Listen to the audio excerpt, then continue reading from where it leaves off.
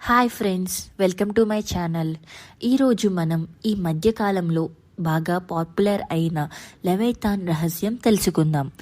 లెవైథాన్ అంటే ఏమిటి? లెవైథాన్ అనేది ఒక మహాసముద్ర జీవి. ఇది బైబిల్ పురాతన గ్రంథంలో పేర్కొనబడింది. దీని గురించి అనేక కథలు ఉన్నాయి, కానీ చాలామంది దీనిని భయంకరమైన సముద్ర రాక్షసిగా వర్ణిస్తారు. ఇది అతిపెద్ద సముద్ర ప్రాణి. దాదాపు ఒక పెద్ద పర్వతం లాంటి పరిమాణంలో ఉంటుందనే నమ్మకం ఉంది. దీని శరీరంపై గట్టిపాటి రెప్పలు మరియు సాలురాయి లాంటి పొరలు ఉంటాయని చెబుతారు. దీనికి పెద్ద నోరు, సుదీర్ఘమైన పాము లాంటి శరీరం మరియు కోపంగా మెరిసే కళ్ళు ఉంటాయి. ఇది నిప్పు ఊదగలదు అని కూడా కొంతమంది చెబుతారు. లెవైథాన్ గురించి పురాతన కథలు, బైబిల్ కథనాలు.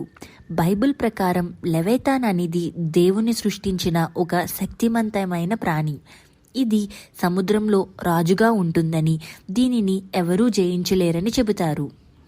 ప్రాచీన సముద్ర యాత్రికుల అనుభవాల ప్రకారం అనేక నావికులు మరియు సముద్ర యాత్రికులు పెద్ద బహుళపాద రాక్షసాన్ని సముద్రంలో చూశామని చెబుతారు.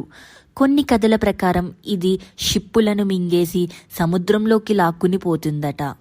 హిందూ పురాణాల్లో చెప్పబడే శేషనాగు లేదా వరుణదేవుని మహారహస్య జీవులు కూడా లెవైథాన్ లాంటి వర్ణనాలతో ఉంటాయనే చెప్పవచ్చు.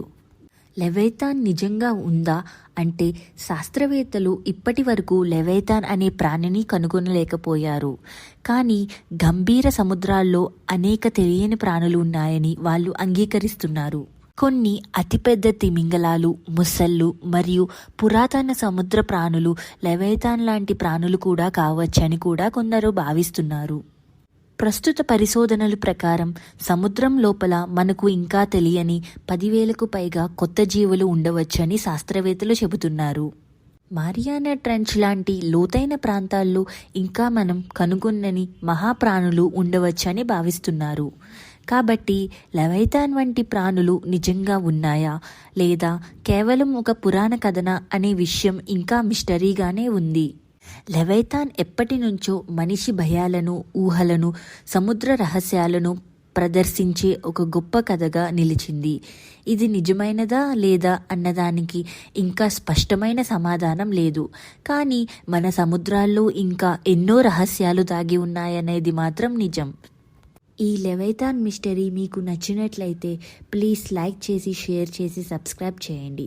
మరిన్ని వీడియోల కోసం వేచి చూడండి. ధన్యవాదములు.